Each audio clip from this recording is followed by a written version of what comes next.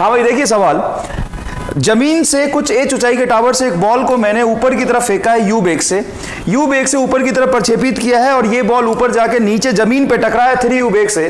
तो आपसे पूछा है कि इसका उड्डयन काल क्या होगा, और जिस ऊंचाई से मैंने बॉल को फेंका है वो जमीन से उसकी ऊंचाई कितनी होगी। तो इसमें दो बातें आपको साफ साफ दिया हुआ है कि बॉल को ऊपर फेंका u वेग से और जमीन पे टकराया 3u वेग से। एक चीज जो आपको हर बार समझना होता है मोशन अंडर ग्रेविटी के एक सेक्शन में, वो ये कि इसका एक्सीलरेशन नीचे की तरफ g दिया हुआ है, इसका एक्सीलरेशन नीचे की तरफ कितना दिया हुआ है, g नीचे की तरफ दिया हुआ है। अब जब भी बॉल को किसी ऊंचाई से फेंकते तो रेफरेंस पॉइंट मैंने आपको बोला था उसी बिंदु पे माने नीचे की तरफ प्लस माने। क्यों माने नीचे की तरफ प्लस? क्योंकि नीचे की तरफ त्वरण है, वस्तु का त्वरण किधर लगेगा, नीचे की तरफ। वस्तु ऊपर जाके पहुंचेगा यहां पे तो विस्थापन भी नीचे की तरफ होगा। तो दो चीजें नीचे की तरफ है। अच्छा, अंतिम वेग भी नीचे की तरफ है तो नीचे की दिशा को प्लस मानिए। ठीक है, अब सॉल्व करते हैं सवाल को। अब मुझे अगर टाइम ऑफ फ्लाइट निकालना है, त्वरण पता है, अंतिम वेग पता है, प्रारंभिक वेग पता है, तो इन तीनों को कैसे रिलेट कर सकते हैं गति के प्रथम समीकरण से। v बराबर u प्लस at। बताओ भाई अंतिम वेग कितना है 3u, प्रारंभिक वेग कितना है u, ये दिख तो रहा है u है, प्लस एक्सीलरेशन कितना है g इंटू टाइम कितना है t। बहुत बढ़िया साहब। अब क्या करें, इस u को इधर ले आते हैं तो 3u माइनस u बराबर gt, t बराबर आ गया 2u बाई g। शाबाश, गलत जवाब। ये सवाल सॉल्व करके आप ऑप्शन में ढूंढोगे और सबसे पहला ऑप्शन आपका यही होगा 2u बाई g। अब गलती क्या किया अपन ने, गलती ये किया जब रेफरेंस पॉइंट तुमने यहां लिया था और ये 3u चाल नहीं है, ये बेग है, और बेग नीचे की तरफ तुमने पॉजिटिव माना तो इसको प्लस लेना पड़ेगा, ऊपर वाले को क्या लेना पड़ेगा, माइनस। और गति के समीकरण में जो आप लिखते हैं v u a, ये सारा वेग है, चाल नहीं है ये। तो आप यहां पे चाल नहीं ले सकते, इसको दिशा के साथ लेना पड़ेगा। यहां पे आप लिखेंगे प्लस 3u, और ये जो प्रारंभिक प्रक्षेपण का वेग है ऊपर की तरफ, ऊपर की दिशा को माइनस माना था, इसलिए हो जाएगा ये माइनस u। आप ऊपर प्लस भी ले सकते हैं, इससे कोई खास फर्क नहीं पड़ता। त्वरण नीचे की तरफ है तो प्लस जी होगा। अब देखो भाई इसका सॉल्यूशन कैसे आएगा, माइनस यू इस तरफ आएगा तो ये हो जाएगा 4u is equal to g into t. तो आपका टाइम ऑफ फ्लाइट होगा 4u बाई जी। बहुत आसान सवाल है लेकिन गलती होने की प्रोबेबिलिटी ज्यादा होता है। यहाँ पे चाल को ये 3u और u लेके बच्चे सॉल्व कर लेते हैं। दूसरी बात, अधिकतम ऊंचाई इसका कितना है। तो देखो जब भी तुम्हें मोशन अंडर ग्रेविटी का सवाल हो तो बस ये सोचो कि कांस्टेंट एक्सेलरेशन के केस वाला सवाल है। अंतिम वेग आपको पता है 3u, प्रारंभिक वेग पता है माइनस u, त्वरण पता है g, और ये ऊंचाई निकालना है। देखो यहाँ पे अंतिम स्थिति है वस्तु की, ये प्रारंभिक स्थिति है। गति का तीसरा समीकरण लगाएंगे, v square minus u square बराबर 2as। अंतिम वेग बताओ 3u, तो 3u का होल स्क्वायर माइनस प्रारंभिक वेग माइनस u का होल स्क्वायर बराबर 2 इंटू जी इंटू एच। जी भी पॉजिटिव है। देखो यहां से ऊपर जा रहा है वस्तु, फिर नीचे गिर रहा है, इस बात से कोई फर्क नहीं पड़ता। लगातार वस्तु पे बल कहां लग रहा है, नीचे की तरफ। बल जिधर होगा त्वरण उधर ही होगा, तो नीचे की तरफ त्वरण है, नीचे को मैंने पॉजिटिव माना, तो देखो जी को पॉजिटिव लिया। वस्तु यहां पे था, फाइनली यहां पहुंचा। अंतिम स्थिति यहां है, प्रारंभिक स्थिति यहां है, तो अंतिम माइनस प्रारंभिक स्थिति करोगे तो विस्थापन नीचे ही हुआ है, तो ये प्लस होगा। ठीक है साहब, ये हो जाएगा आपका 8u। देखो 9u square minus u square, minus u का होल स्क्वायर प्लस u ही आएगा, 8u स्क्वायर है ना, इज इक्वल टू 2gh। तो ये जो अधिकतम ऊंचाई है आपका हो जाएगा 8u स्क्वायर बाई 2g, मतलब 4u स्क्वायर बाई g। ये आपका जवाब होगा। ठीक है, बहुत आसान सवाल था। आगे देखिए, स्क्रीन पॉज करके लिख लो बेटा इसको। आगे देखो भाई, एक बॉल को ऊपर फेंका है मैंने 10 मीटर पर सेकेंड से, ठीक, और जमीन से ऊंचाई है जहां से मैंने बॉल को फेंका है 40 मीटर। अब हमें क्या निकालना है, सबसे पहला सवाल है कुल दूरी निकालना है। ये वस्तु कुल दूरी कितना तय करेगा, तो इसका गति किस तरह से होगा, पहले ऊपर जाएगा फिर ये नीचे चल आ जाएगा, तो कुल दूरी तय कितना करेगा। फिर उड्डयन काल निकालना है, और जमीन पर जैसे ही पहुंचेगा तो इसका चाल भी हमें निकालना है। कैसे करेंगे सॉल्व, जो मोशन अंडर ग्रेविटी हमने पढ़ा है, पहला केस मैंने आपको क्या पढ़ाया था याद करो, वस्तु को मुक्त करने वाला। जैसे वस्तु को मुक्त करते तो प्रारंभिक वेग 0 होता है। ये पहले 1 सेकंड में चलता है 5 मीटर, फिर 2 सेकंड में चलता है 20 मीटर, 3 सेकंड में चलता है 45 मीटर, 4 सेकंड में चलता है 80 मीटर, 5 सेकंड में चलता है 125 मीटर, 6 सेकंड में 180 मीटर, और 7 सेकंड में 245 मीटर। इस तरीके से कंप्लीट चलता जाता है। प्रारंभिक वेग इसका क्या है, 0 है। हर 1 सेकंड के बाद इसका वेलोसिटी 10 मीटर पर सेकंड से बढ़ता जाएगा। जमीन पे जो इसका वेलोसिटी होगा वो होगा √2gh, और टाइम ऑफ फ्लाइट इसको लगेगा √2 अंडर 2gh अगर मैंने जमीन से h ऊंचाई से इसको मुक्त किया तो। दूसरा केस मैंने आपको पढ़ाया था कि वस्तु को जब ऊपर फेंकते हैं, जमीन से u वेलोसिटी से ऊपर फेंकते हैं तो अधिकतम ऊंचाई पे जाके रुकेगा और नीचे गिरेगा। नीचे जब ये गिरेगा तो इसकी वेलोसिटी जीरो होगा, एक्सीलरेशन जी होगा। ये वाला मोशन वही है जो ये वाला मोशन था। ये वाला मोशन जब ये रुकेगा मतलब इसकी वेलोसिटी जीरो हो गई और लगातार ये नीचे गिरता रहेगा। ये वाला पार्ट वही है जो ये वाला पार्ट था, इसमें कुछ नया नहीं था। और ये वाला जो मोशन होता है इसका उल्टा ये वाला मोशन होता है। इसलिए मैंने पहले आपको ये पढ़ाया था, क्योंकि ये सारी चीजें आपको पता है तो इसमें ये बताया और ये पता है तो इसका उल्टा ये पता है। ये नया केस तो था नहीं। तीसरा केस मैंने ये पढ़ाया था आपको कि किसी h ऊंचाई से जब वस्तु को ऊपर फेंकते तो ये भी जाके रुकता और ये जाके रुकेगा तो इसकी वेलोसिटी जीरो, और जब ये नीचे गिरेगा, ये जी एक्सीलरेशन से गिरेगा तो ये वाला मोशन और ये वाला मोशन तो एक ही चीज हुआ ना। कैसे करेंगे सवाल को सॉल्व? फॉर्मूला याद है क्या? हाँ साहब याद तो था, भूल जा फिर। मैंने मना किया था आपको याद रखने से, फॉर्मूला याद नहीं रखना। याद है क्या था बता? T is equal to u by g plus root under u by g का whole square plus 2h by g. यही था क्या? हाँ साहब यही था, लेकिन यूज नहीं करेंगे। तो जवाब कैसे निकालेंगे? देखिए, अगर वस्तु को मैं 10 मीटर पर सेकेंड से ऊपर फेंकता हूँ, ये मीटर पर सेकेंड भाई वेलोसिटी है, तो कितने देर में ऊपर चल के रुकेगा? कितना समय लगेगा इसको रुकने में भाई? 10 मीटर पर सेकंड से फेंकूंगा तो 1 सेकंड में रुक जाएगा। क्यों? U बाई जी होता है ऊपर अपवर्ड जर्नी का टाइम। 10 से फेंकूंगा तो 1 सेकंड में रुकेगा, 40 से फेंकूंगा तो 4 सेकंड में रुकेगा, 80 से फेंकूंगा तो 8 सेकंड में रुकेगा, तो 1 सेकंड में रुकेगा। और 1 सेकंड में वस्तु दूरी कितना तय करता है? 5 मीटर। तुम्हें कैसे पता? यहां से कितने से फेंका, क्या उस पर डिपेंड नहीं करता? नहीं करता भाई। तुम ऐसे थोड़ी ना निकालते हो u स्क्वायर बाई 2g, इस फॉर्मूले से मैक्सिमम हाइट निकालते हो क्या? नहीं, तुम तो ऐसे निकालते हो ना, रुक गया, नीचे गिरेगा, नीचे कितनी देर तक गिरेगा वो टाइम पता है, तो ये वाला हाइट और ये वाला हाइट बराबर होगा। ठीक है भाई? तो देखो कितना दूरी तय करेगा? 5 मीटर। कितने देर चलेगा? 1 सेकेंड। ठीक है सर। यहां पे इसकी वेलोसिटी क्या होगी? 0, और त्वरण वही है बराबर जी, नियत से नीचे गिरेगा। ये पता है क्या तुम्हें? ये वाला, ये से तो कहानी शुरू हुआ था। कितनी ऊंचाई पे है? 5 और 40 45। 1 सेकंड में 5 मीटर, 2 सेकंड में 20, 3 सेकंड में 45, मतलब 3 सेकंड, और ये 1 second 4 second. 1 second is equal to 4 second answer. ये आएगा उड्डयन काल आपका 4 सेकंड। अब ना तो ये फॉर्मूला याद रखने की जरूरत है और ना इसे कैलकुलेट करने की जरूरत है। ये रहा आपका 4 सेकंड। अच्छा एक बात बताओ, अंतिम वेग जमीन पे टकराने वाला वेग कितना हो? अच्छा दूरी कितना तय किया ये भी पता चल गया, 45 मीटर। यहां से ऊपर गया 5 और नीचे गया 50 मीटर। कुल दूरी तय कितना करेगा भाई? 50 मीटर। कैसे? यहां से ऊपर गया 5 और ये 5 यहां फिर और 40 है, तो ये 40 5 45 और ये 50 मीटर, तो कुल दूरी तय किया 50 मीटर। उड्डयन काल हुआ इसका 4 सेकेंड। और अपने को क्या निकालना है? अंतिम वेग जमीन पे कितनी चाल से टकराएगा। ये हो गया root under v square minus u square बराबर 2as। तो v फाइनल वेलोसिटी हो जाएगा root under u square plus 2gh। ये अपने ड्राइव कर लिया था इसी केस के लिए। यू स्क्वायर बताओ 10 का whole square plus 2 g is equal to 10 and height कितना है? 40 मल्टीप्लाई 200 और 10 8 900 रूट 900 मतलब 30 मीटर पर सेकेंड। अच्छा इसको सॉल्व करने के लिए कोई क्वाड्रेटिक इक्वेशन तो यूज नहीं करा ना, simple third equation of motion लगा के एक लाइन और यहाँ पे तुम ये रिलेशन तक पहुंच जाओगे और ये वाली चीज पुट करोगे तो 30 मीटर पर सेकंड आ गया। तो टाइम निकालने का दूसरा मेथड भी बताता हूँ। देखो टाइम तो एक तो फॉर्मूले से निकाल सकते हो, टाइम तुम ऐसे भी निकाल सकते हो, और तीसरा तरीका टाइम निकालने का बहुत आसान सा है, मैं तुम्हें समझाता हूँ। फिर से ये फॉर्मूला यूज नहीं करना पड़ेगा, क्वाड्रेटिक इक्वेशन नहीं बनाना पड़ेगा। कई बार जब सवाल ऐसे आते हैं तो बच्चा यहाँ से क्वाड्रेटिक इक्वेशन बना लेता है, और तुम्हें पता है किसी h हाइट से फेंका हो तो क्वाड्रेटिक इक्वेशन बनेगा ही। तो यहाँ पे क्वाड्रेटिक फिर से नहीं बनाना, मैं तुम्हें ढंग से समझा रहा हूँ, सुनो ध्यान से। जब ये फाइनल वेलोसिटी तुम्हें पता है, इनिशियल वेलोसिटी पता है, एक्सीलरेशन पता है, तो टाइम तो आएगा, बिल्कुल टाइम आएगा। कैसे आएगा टाइम? तो देख टाइम इज इक्वल टू होता है final velocity minus initial velocity divided by acceleration. First equation of motion है ये। फाइनल वेलोसिटी बताओ 30, राइट 30, इनिशियल वेलोसिटी माइनस 10, या फिर इसको माइनस लो तो प्लस होगा, तो माइनस ऑफ माइनस ये हो जाएगा आपका प्लस 10 और a की वैल्यू 10। तो बताओ 40/10 4 सेकेंड, ये रहा आंसर। तो टाइम कैसे निकाल सकते हैं? ये रहा फॉर्मूला। ऐसे भी नहीं निकालना, बुद्धि से निकालना है, ऐसे निकाल सकते हैं, या थर्ड इक्वेशन मोशन से अगर मैं वेलोसिटी निकाल लूं फाइनल तो भी मैं टाइम निकाल सकता हूं। स्क्रीन पॉज करके लिख लो इसको।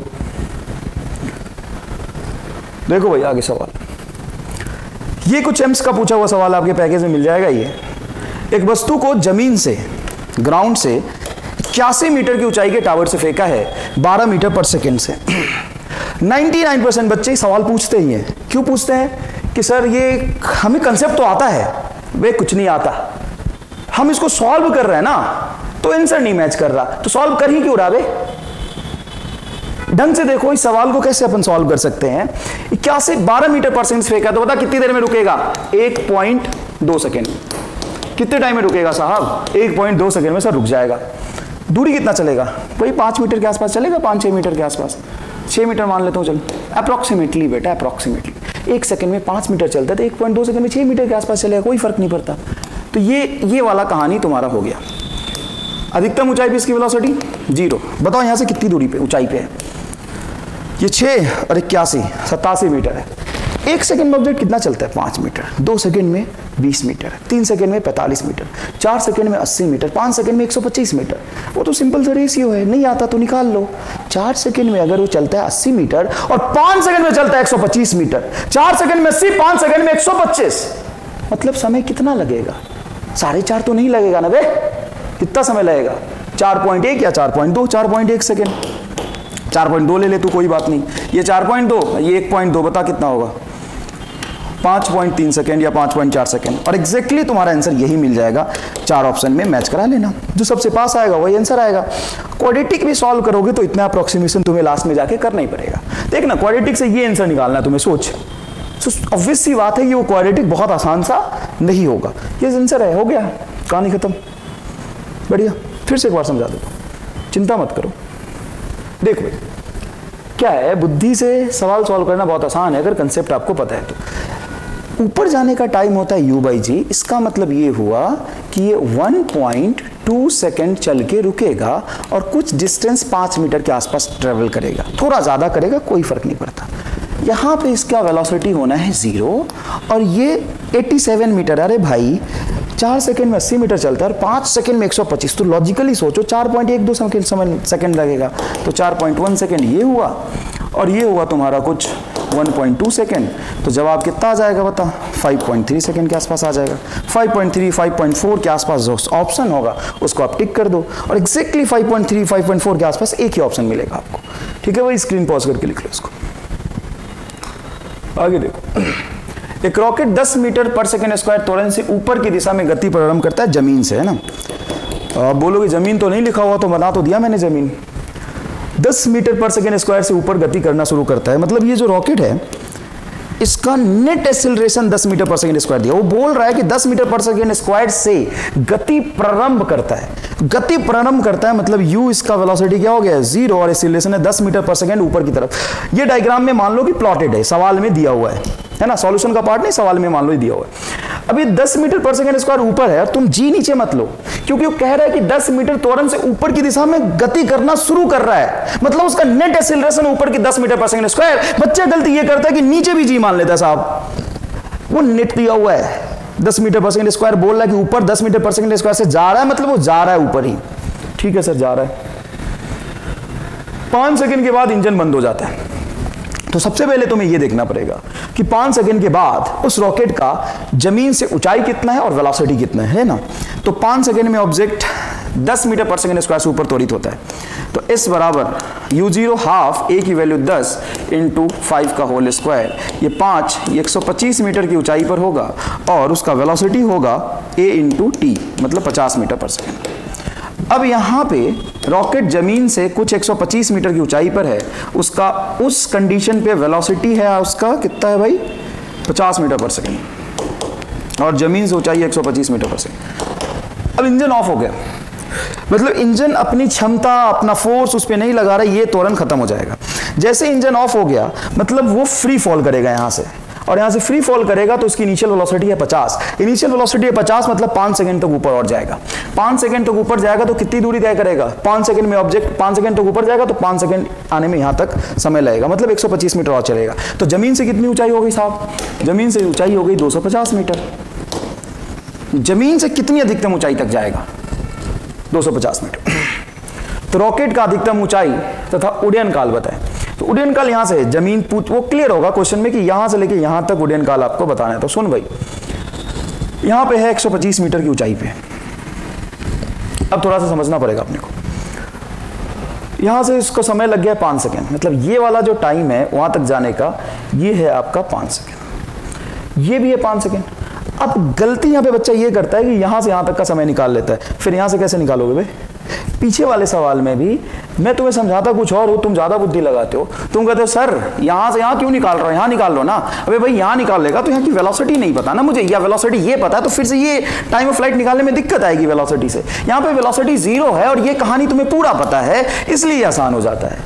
तो देखो भाई यहां पे भी जाके ये रुकेगा, वेलोसिटी इसकी क्या होगी 0। अब इसको कितना नीचे गिरना है 500 मीटर, 500 मीटर कितना टाइम लगेगा 10 सेकेंड। कैसे सर? निकाल ले ना, निकाल ले, या याद रख रेशियो ही तो है। तो ये 10 सेकेंड, ये 5 सेकेंड और ये 5 second, total time flight 20 second होगा। देखो 10, 5 और 5। एक बात और, वेलोसिटी ऊपर 0 होगा, बिल्कुल सही। अब दूसरी बात सुनना, 500 मीटर की ऊंचाई है ना, ठीक है, अधिकतम ऊंचाई 250 मीटर, अधिकतम ऊंचाई, अच्छा अधिकतम ऊंचाई तो 250 मीटर ही है, सॉरी, यहां से अधिकतम ऊंचाई इसका 250 मीटर है। तो 250 मीटर जाने में कितना समय लगेगा? तो 250 मीटर की ऊंचाई से अगर वेलोसिटी 0 हो तो ऐसे समझना, t is equal to 1 second में ऑब्जेक्ट कितना चलता है? देखो फ्री फॉल हो रहा है, u 0 है तो 1 सेकंड में चलता है 5 मीटर, 2 सेकंड में चलता है 20, 3 में 45, 4 में 80, 5 में 125, 6 में 180, 7 में 245, तो 7 सेकंड।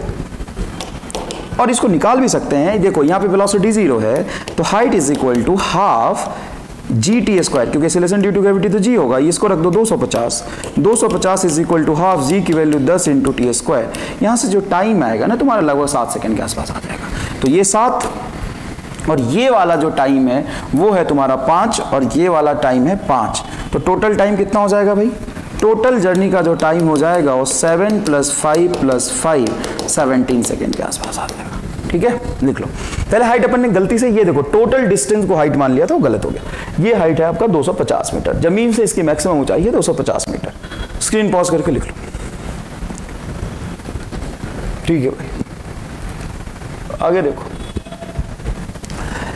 ये वाला जो केस है ना, ये चौथा केस मान सकते हो तुम मोशन अंडर ग्रेविटी का, जब किसी जमीन से 80 मीटर की ऊंचाई से बॉल को नीचे फेंका है मैंने 30 मीटर पर सेकंड से।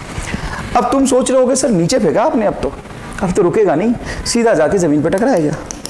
कोई बात नहीं, टकराने दे। ये तो और आसान हो गया कि अगर मैं यहाँ पे रेफरेंस पॉइंट मानता हूँ तो नीचे वाला डायरेक्शन हो जाएगा पॉजिटिव। क्यों नीचे वाला पॉजिटिव ले रहा हूँ? क्योंकि इसका सब कुछ नीचे है, इसका इनिशियल वेलोसिटी नीचे, फाइनल वेलोसिटी नीचे, एक्सेलरेशन नीचे, डिस्प्लेसमेंट नीचे, तो सब कुछ नीचे लूंगा मैं। और थर्ड इक्वेशन मोशन से वेलोसिटी निकालता हूँ।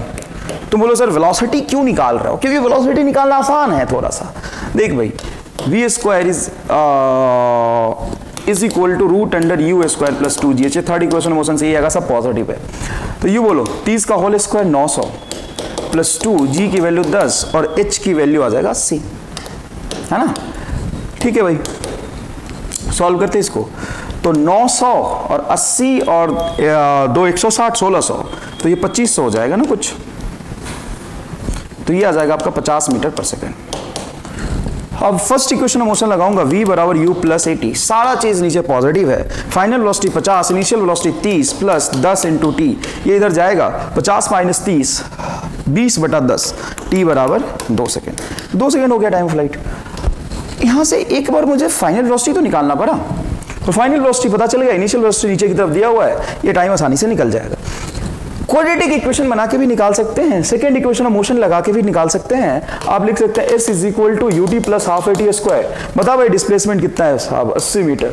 u बताओ 30 into t plus half g की वैल्यू 10 इंटू टी स्क्वायर, ये हो जाएगा 5 से कैंसिल करोगे तो ये 5 से कैंसिल कर दो, क्योंकि टाइम का क्वाड्रेटिक अपन आसानी से आसान बना लेते हैं। T square plus 60 minus 16 is equal to 0। यहाँ से अब टाइम निकाल लो, यहाँ से भी टाइम क्या आ जाएगा आपका? 2 सेकेंड आ जाएगा।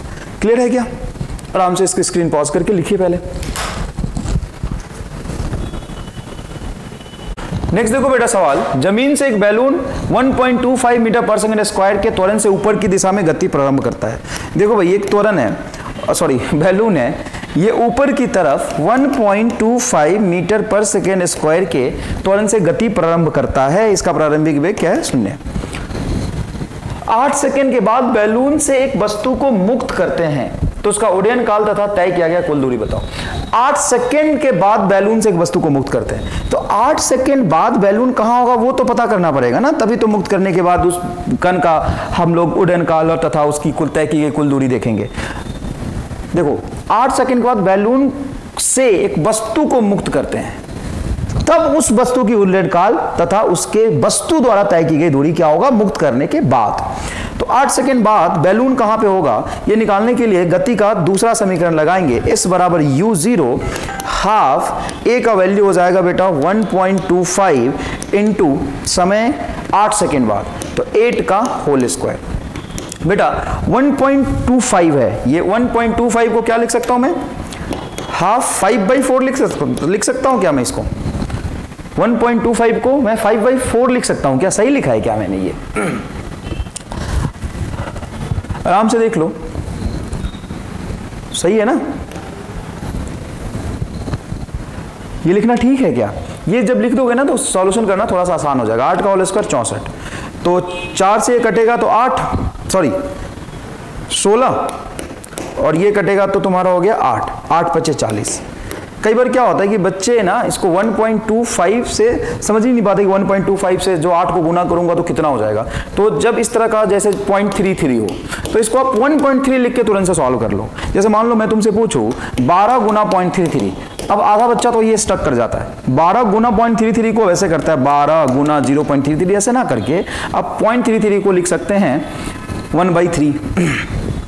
तो देखो 40 मीटर की ऊंचाई पे है, कितनी ऊंचाई पे है, 40 मीटर की ऊंचाई पे है जमीन से, और इस वस्तु को ऊपर मैंने तो उसका वेलोसिटी अगर मैं देखूं बैलून का तो v बराबर u प्लस 80, ए बताओ 1.25 और टाइम बताओ 8, तो फिर से वैसे ही सॉल्व कर लो 5/4 और ये है तुम्हारा 8 कटेगा तो 2 मतलब 10 मीटर पर सेकेंड।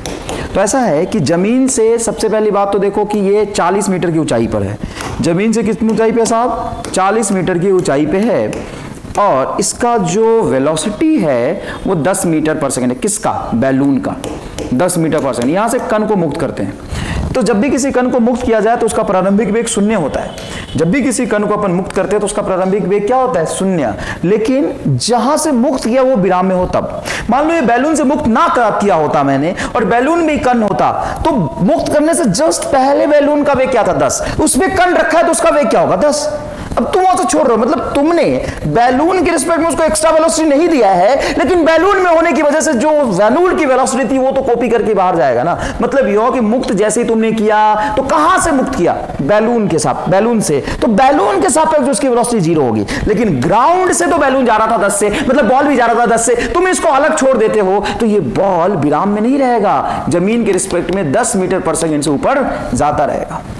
ठीक है साहब, अब बैलून और कण अलग हो गया, अब मुझे कण के बारे में बात करना है कि यहां से इसका कुल तय किया गया दूरी तथा उड्डयन काल क्या होगा। तो देखो भाई, अब जमीन से कितनी ऊंचाई पर है, 40 मीटर ऊंचाई पे, वेलोसिटी कितना है 10 है। सवाल में डेटा इसी तरीके से फिक्स होता है कि आपको कैलकुलेशन ना करना पड़े, बुद्धि लगाओगे आंसर आएगा। 10 मतलब 1 और 5 मीटर, यहां पे 1 पे रुक गया और ये 45 मतलब 3 सेकेंड, तो टोटल उड्डयन काल जो होगा वो होगा आपका 4 सेकेंड और कुल तय किया गया दूरी होगा 50 मीटर, 5 और ये 45 50 मीटर आंसर आ गया, ये रहा। और ये एक ऐसा सवाल है, एपीएमटी का भी पूछा हुआ सवाल है, कॉम्पिटिटिव एग्जाम का आपके मॉड्यूल में होगा, हर किताब में होता है और हर बच्चा इसको पूछने आ जाता है, तो इसमें पूछने जैसा कोई खास बात नहीं है। देखो कोई भी मूविंग फ्रेम से किसी चीज को मुक्त करते हैं, डिटैच करते हैं, तो उसकी वेलोसिटी जितनी होती है ना उसको शेयर कर लेता है, लेकिन उसका एक्सीलरेशन शेयर नहीं करता, क्योंकि एक्सीलरेशन किस वजह से होता है, देखो स्टेट ऑफ मोशन वेलोसिटी से डिफाइन करते हैं,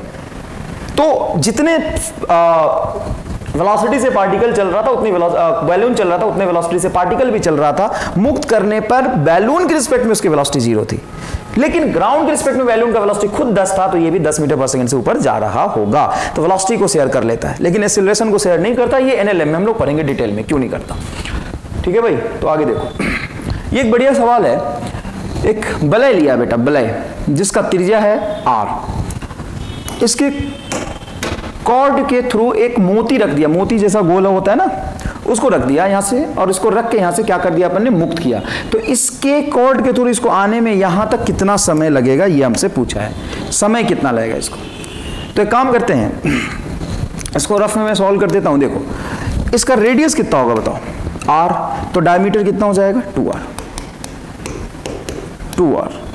इसके लॉन्ग इसको नीचे गिरना है, इस दोनों के बीच में एंगल थीटा दिया हुआ है, तो इस 2r का कंपोनेंट इसके लॉन्ग लेंगे तो बेटा जवाब आएगा ये 2r का कंपोनेंट हो जाएगा 2r cos थीटा, तो इसका लेंथ हो जाएगा 2r cos थीटा। सही बात है। अब कभी कभी बच्चे कंफ्यूज होता है कि सर इसका कंपोनेंट इधर क्यों नहीं लेंगे, तो देख भाई ऐसा है कि कंपोनेंट जब किसी वेक्टर का लेते हैं, बहुत आसान सी भाषा में समझ, कंपोनेंट किसी वेक्टर का लेते हैं तो मेन वेक्टर से कंपोनेंट छोटा ही होता है, तो इसका कंपोनेंट इस तरफ लेने का कोई लॉजिक नहीं, हमेशा कंपोनेंट बड़े वाले का लिया जाता है। ठीक है। अब अगर पार्टिकल इसके थ्रू गिरता तो इसका एक्सेलरेशन g नीचे की तरफ होता, या पार्टिकल इस पे आता तो इस पे फोर्स mg लगता, लेकिन ये मोती तो इस पे फिसल रहा है, नीचे की तरफ फोर्स mg, तो इधर जो फोर्स लगेगा वो फोर्स लगेगा mg cos theta, and force पर और मास इनटू एक्सेलरेशन, तो इसका एक्सेलरेशन इस पे होगा आपका g cos थीटा। अब इक्वेशन ऑफ मोशन लगाओगे, यहां से मैंने क्या किया था, इसको मुक्त किया था, तो प्रारंभिक वेलोसिटी क्या दे दिया था 0, s is equal to half a t square. बताओ भाई s क्या होगा, 2r cos theta is equal to half, acceleration की वैल्यू को लिखेंगे अपन g cos theta into t square. cos theta से cos थीटा कैंसिल हो जाएगा, 2 यहाँ पे हो जाएगा 4r by g, 4r by g, T square है तो रूट इधर लगा देंगे, ये आया टाइम ऑफ फ्लाइट। अब इसमें एक खास बात है जो आप देख पा रहे होंगे कि थीटा पे डिपेंड नहीं करा, मतलब ये लेंथ में इस पे थीटा एंगल पे लेता हूं, वो 30 डिग्री है, 60 डिग्री है, 90 डिग्री या 15 डिग्री, इस बात से फर्क नहीं पड़ता है। क्यों नहीं पड़ता, इसको फिजिकली भी समझो थोड़ा सा। मान लो इसके लॉन्ग गिरेगा तो इसका नेट एक्सीलरेशन जी होगा, एक्सीलरेशन ज्यादा है तो लेंथ भी ज्यादा चलना है। अब जैसे जैसे कंपोनेंट लेते जाओगे तो एक्सीलरेशन का कंपोनेंट भी इधर तुम कॉस वाला लोगे और इस लेंथ का भी कंपोनेंट कॉस वाला लोगे, इधर लिखते हैं डिस्प्लेसमेंट और इधर लिखते हैं एक्सीलरेशन, दोनों का कंपोनेंट कॉस वाला, तो कैंसिल ही होगा कॉस से कॉस। इसका मतलब ये हुआ, एक सवाल ऐसा पूछते हैं कि मान लो यहां से मैंने बहुत सारे लाइन बना दी और इस पे मोती को रख के छोड़ दिया, किस पे ज्यादा टाइम लगेगा, सब पे सेम टाइम लगेगा, t1 बराबर t2 बराबर t3 बराबर t4 बराबर t5, टाइम सब में सेम लगेगा, क्योंकि टाइम ऑफ फ्लाइट इस बात पे डिपेंड ही नहीं करता है कि वर्टिकल लाइन से कॉर्ड कितने एंगल पे हमने लिया है। ठीक है, लेकिन मैं आपसे पूछूं वेलोसिटी के बारे में क्या ख्याल है आपका, वेलोसिटी के बारे में क्या ख्याल है? तो अभी तो ये चैप्टर नहीं पढ़ा होगा आपने, लेकिन 9th क्लास में ही थोड़ा बहुत वर्क एनर्जी अपन समझते हैं। जब मैं इसको यहां पे मुक्त करता हूं तो इसकी वेलोसिटी 0 थी, तो ये नीचे गिरा क्यों, इस पे किसने फोर्स लगाया, तो ग्रेविटी की वजह से ये नीचे गिरता है, ठीक बात है, लेकिन इसके पास नीचे आने के लिए एनर्जी भी लगती होगी ना, कोई नीचे लाने के लिए, नीचे लाने में कोई एनर्जी तो खर्च होता होगा ना, बिना एनर्जी के कोई काम नहीं होता, मोटा मोटी भाषा में समझो। तो इसके पास तो एनर्जी था नहीं, वेलोसिटी 0 था, तो इसके पास एक एनर्जी था पोटेंशियल एनर्जी, और वही पोटेंशियल एनर्जी खर्च होते हुए जितना नीचे आएगा उतना पोटेंशियल एनर्जी किसमें कन्वर्ट होगा, काइनेटिक में। तो एक बात बताओ, पोटेंशियल एनर्जी वर्टिकल हाइट पे डिपेंड करता है, तो इसका वर्टिकल हाइट सबसे कम है, इसका वर्टिकल हाइट इसका वर्टिकल हाइट बराबर है, इसका वर्टिकल हाइट सबसे ज्यादा है, और यहां पे देखोगे इसका वर्टिकल हाइट बीच में। तो जितना नीचे आएगा पोटेंशियल एनर्जी उतना खर्च होगा, मतलब उतना ज्यादा पोटेंशियल काइनेटिक में कन्वर्ट होगा। तो यहां पे जो स्पीड होगा v1 वो सबसे कम होगा, उसके बाद होगा बेटा v5, उसके बाद उससे ज्यादा होगा v2, and v2 and v4 बराबर होगा, क्योंकि दोनों का हाइट देखो मैंने यहां पे सेम लिया, एंड सबसे ज्यादा होगा आपका v3, सबसे ज्यादा पोटेंशियल काइनेटिक में इसी में केस में कन्वर्ट हुआ है। ठीक है ना, तो ये बहुत ही सरप्राइजिंग रिजल्ट है कि सारे में टाइम तो सेम लगता है, लेकिन फाइनल स्पीड जो सारे केस में होगा वो डिफरेंट होगा। ठीक है बात है, तो इसको पॉज करके लिख लीजिए, लिख लिया, चलो अब देखो, मान लो कि एक इंक्लाइन प्लेन बना लेते हैं, एक इंक्लाइन प्लेन बनाते हैं साहब, एंगल ऑफ इंक्लिनेशन इसका थीटा, स्मूथ सरफेस है, मतलब फ्रिक्शन जैसा चीज जो तुम आगे पढ़ने वाले हो वैसा कुछ नहीं है। यहां पे एक वस्तु को रख के अपन ने क्या कर दिया, मुक्त कर दिया, डन। ये हाइट है h, इंक्लाइन प्लेन का हाइट जमीन से h दिया हुआ है, इसको यहां से यहां तक नीचे आने में कितना समय लगेगा, इसको नीचे आने में कितना समय लगेगा, तो अपने तो यही जानते हैं अब तक, इक्वेशन ऑफ मोशन s बराबर ut plus half at square. अब ढंग से देखना थोड़ा सा, इनिशियल वेलोसिटी मुक्त करने की वजह से 0 होगा, तो ये टर्म तो हो गया 0। अब इस लाइन के लॉन्ग वस्तु चल के यहां तक पहुंचा है, ये हाइट h है, लेकिन अपने को तो ये डिस्प्लेसमेंट चाहिए, ये लेंथ अपने को चाहिए, क्योंकि डिस्प्लेसमेंट तो ये पूरा होगा। ये डिस्प्लेसमेंट कैसे निकालेंगे, तो देखो ढंग से कि ये वाला जो लाइन बन रहा है ना, इसका 2 कंपोनेंट ले लेते अपन, एक हॉरिजॉन्टल डायरेक्शन में मान लो कुछ s है, डिस्प्लेसमेंट s है, तो इसका हॉरिजॉन्टल डायरेक्शन में होगा s cos थीटा और वर्टिकल होगा आपका s sin थीटा। या कंपोनेंट भी मतलब एक काम करो sin थीटा लिख लो, इस ट्रायंगल के लिए sin थीटा लिख लो, सामने 90 डिग्री है ना, जब सामने 90 डिग्री होगा तो sin थीटा डिफाइन कर सकते हैं परपेंडिकुलर अपॉन हाइपोटेन्यूज। परपेंडिकुलर है तुम्हारा देख h और हाइपोटेन्यूज s, तो s बराबर क्या हो जाएगा h बटा sin थीटा। ये तो कर ही सकता है ना साहब, h बटा sin थीटा। ठीक है, तो यहां पे रख दो, डिस्प्लेसमेंट को क्या रखोगे h बटा sin थीटा। अभी आगे चल के आप एनएलएम का जब चैप्टर पढ़ेंगे तो ये सब चीजों से बहुत अच्छे से डील कर लेंगे, आप फैमिलियर हो जाएंगे, लेकिन अभी आपके लिए थोड़ा सा नया है। ठीक है ना, हाफ एक्सेलरेशन के बारे में बात करते हैं। देखो ये थीटा के 90 तो ये हो जाएगा आपका 90 माइनस थीटा। किसी भी इंस्टेंट पे जब आप इसका फोर्स देखोगे तो उस पे mg नीचे लग रहा होगा, और इसमें बैठने की वजह से, कांटेक्ट की वजह से एक नॉर्मल इधर लगता है। इस mg का दो कंपोनेंट होगा, इधर होगा mg cos थीटा, क्यों होगा, ये थीटा है तो ये भी एंगल थीटा होगा, इधर होगा mg sin थीटा। तो इंक्लाइंड प्लेन पे इसको स्लाइड करने के लिए जो एक्सेलरेशन प्रोवाइड कर रहा है कौन कर रहा है, mg cos थीटा कि सिर्फ mg sin थीटा, ये सिर्फ mg sin थीटा। फोर्स बराबर मास इनटू एक्सेलरेशन, तो कितने से एक्सेलरेट हो रहा है, a बराबर g sin थीटा, जो हमने पिछले क्वेश्चन में भी किया था, a बराबर g sin थीटा। तो a को रख दूंगा मैं g sin theta into t square. ठीक है भाई, तो कुछ कैंसिल हो रहा है क्या, नहीं, तो तुम्हारा जो टी स्क्वायर होगा ये 2 ऊपर चला जाएगा, 2h by g sine square theta. Square को हटा दूंगा तो ये आ जाएगा रूट। अब कई बार क्या होता है कि मैं ये वाला सवाल करा के छोड़ देता हूं ना, फिर बच्चे के सामने ये सवाल अगर आ जाता है काइनेमेटिक्स में तो वो रट के रखता है कि टाइम सेम लगता है ऐसे वाले पार्ट पे। अबे कहाँ टाइम सेम लग रहा है भाई, इस केस में ये जो लेंथ ले रहा हूं ना मैं, इस वर्टिकल से थीटा एंगल पे ले रहा हूं, तो ये कॉस कंपोनेंट आ रहा है, और एक्सीलरेशन का भी कॉस कंपोनेंट और लेंथ का भी कॉस कंपोनेंट। लेकिन ये देखो भाई, ये तो अलग ही चीज है ना, यहां से ये इसका कॉस कंपोनेंट नहीं होगा, यहां एंगल थीटा दिया हुआ है। ये बात समझ में आया कि नहीं, यहां पे एंगल थीटा दिया हुआ है। और दूसरी बात, ये एक सर्कल बनाया मैंने। अब सर्कल में क्या होगा, सर्कल होने की वजह से ये लेंथ को अगर मैं कंपोनेंट लेता जाऊंगा तो ये छोटा होता जा रहा है, लेकिन यहाँ के ये एच का कंपोनेंट ये थोड़ी ना है। ठीक है ना, तो कंफ्यूज मत होना, दोनों अलग केस है।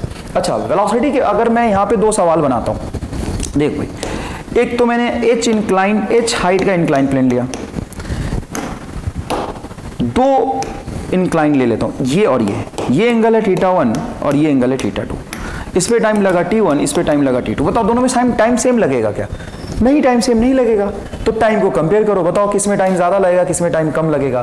तो लॉजिकली भी देखोगे, बिना बुद्धि के, बिना फिजिक्स का भी देखोगे तो भाई साहब ये ज्यादा इंक्लाइंड है, जल्दी से रफ्तार में वस्तु नीचे चला जाएगा तो t2 कम होगा और t1 ज्यादा होगा। ये कम इंक्लाइंड है, देखना ये। तो इस पे रखोगे, ऐसा अगर पहाड़ हो उस पर तुम फिसलते हुए आओ, अरे ऐसा हो, स्लोप कम हो, इसका स्लोप कम है तो एक तो एक्सेलरेशन इधर कम होगा, और इसका दूरी भी देखो ये ज्यादा है तो टाइम t1 ज्यादा होगा। अब ये फॉर्मूले से देख लो, देखो भाई, साइन स्क्वायर थीटा, ये थीटा के इनवर्सली प्रोपोर्शनल है, इसका थीटा ज्यादा है।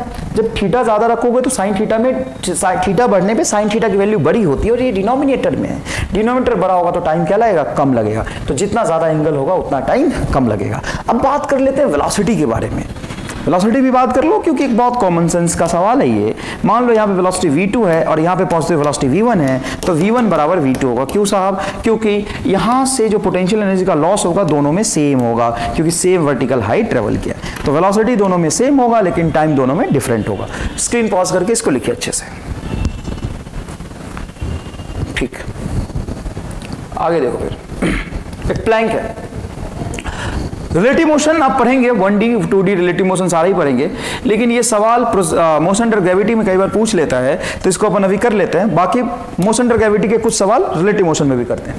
देख भाई, ये प्लैंक है, प्लैंक के सरफेस से एक बॉल है, उसको u वेलोसिटी के प्लैंक के सापेक्ष फेंका है, और प्लैंक खुद v वेग से चल रहा है। ये वेग है प्लैंक का,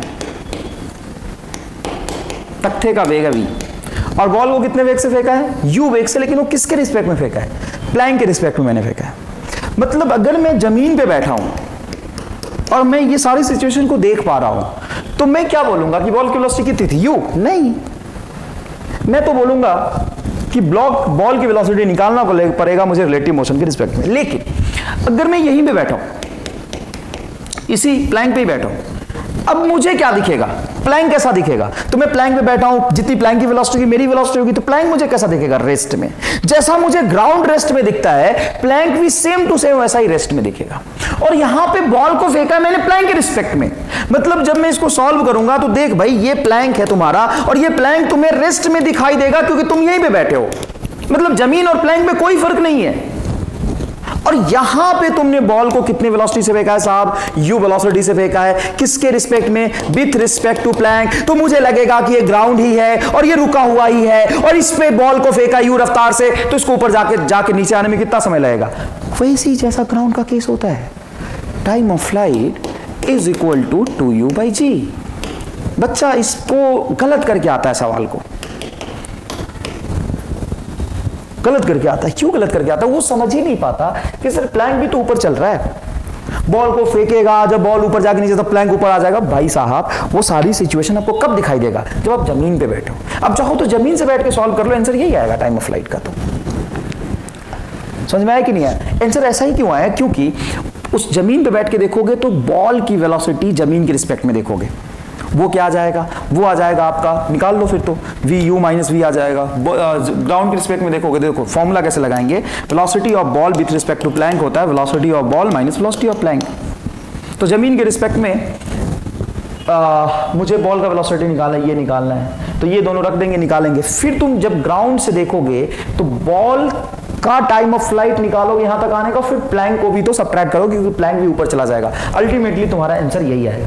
तो ज्यादा रिलेटिव मोशन में नहीं जाना, अभी मैंने आपको रिलेटिव मोशन पढ़ाया नहीं है, उसको अपन देख लेंगे। लेकिन ये सवाल बहुत कॉमन है और बच्चा गलती करता है, इसलिए अभी ये बता दिया मैंने आपको। ध्यान से सुनना, अगर प्लैंक से बॉल को फेंका और ग्राउंड के रिस्पेक्ट में वेलोसिटी दे दी, अगर मैंने बॉल को फेंका और ग्राउंड के रिस्पेक्ट में वेलोसिटी दे दी, तो आपको सिर्फ 2u/g डायरेक्ट नहीं लिखना है। क्यों? क्योंकि उस इंस्टेंट में जब मुझे ग्राउंड से बॉल की वेलोसिटी पता है तो ग्राउंड पे बैठ के देख रहा हूं, मतलब प्लैंक भी मेरे लिए मूव कर रहा है, तो मैं डायरेक्ट 2u/g नहीं लिख सकता हूं। लेकिन अगर बॉल की वेलोसिटी प्लैंक के रिस्पेक्ट में दिया हुआ है, बॉल की वेलोसिटी प्लैंक के रिस्पेक्ट में दिया हुआ है, मतलब प्लैंक पे बैठ के मैं देख रहा हूं और प्लैंक मुझे रुका हुआ दिख रहा है, मतलब वो जमीन जैसा ही है, रेस्ट में है, वो प्लैंक मूव ही नहीं कर रहा कहीं, और वहां से मैं देख पा रहा हूं बॉल u से ऊपर गया, तो बॉल u से ऊपर गया तो आएगा, फिर टकराएगा u से, और उसकी टाइम ऑफ फ्लाइट होगी 2u/g।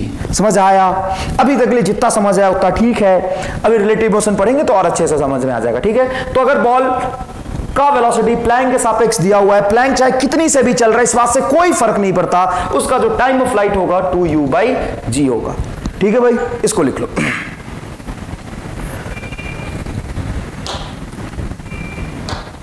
आगे देखो, जगलर प्रॉब्लम।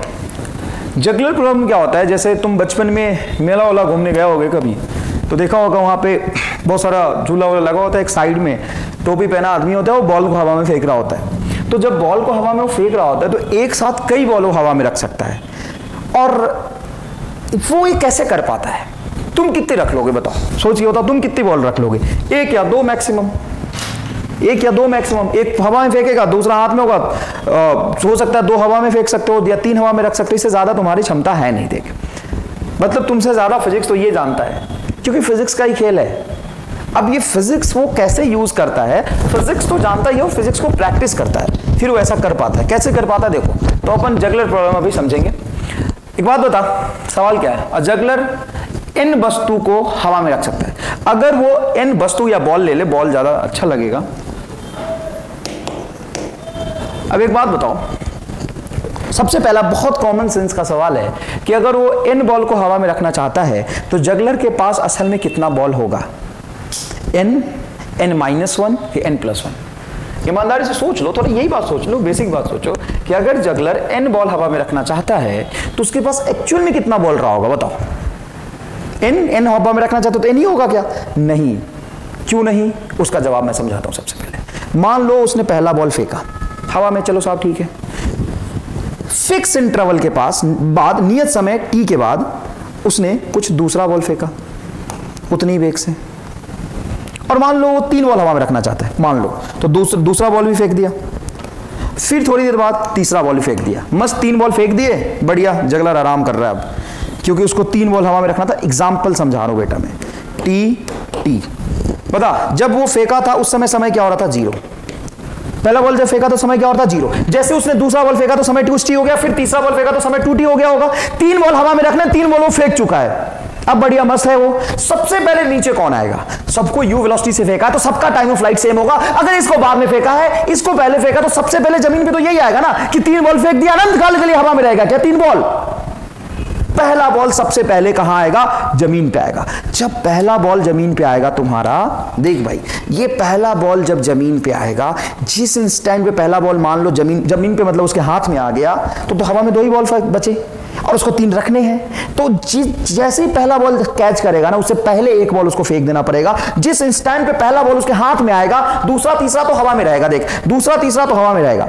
पहला बॉल जैसे उसके हाथ में आएगा, उसको एक बॉल और ऊपर फेंक देना पड़ेगा कि पहला कैच करेगा और उसी को फेंकेगा, तब तक समय लग जाएगा ना। इसका मतलब जगलर अगर 3 बॉल हवा में रखना चाहता है तो उसके पास 4 बॉल होने चाहिए। पहला फेंका, दूसरा फेंका, तीसरा फेंका और चौथा हाथ में रखेगा, और चौथा तभी फेंकेगा जब पहला नीचे आएगा। मतलब चौथा कब फेंकेगा? 2u/g टाइम के बाद।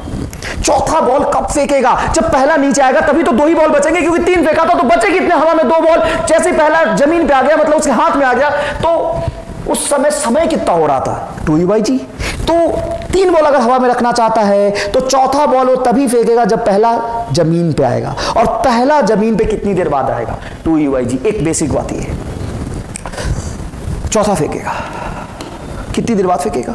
टी गैप के बाद है ना बेटा, यहां टी 0 हो रहा है, तो 1 टी, 2 टी, 3 टी। कितने टी? 3 टी के बाद। ये रहा देना।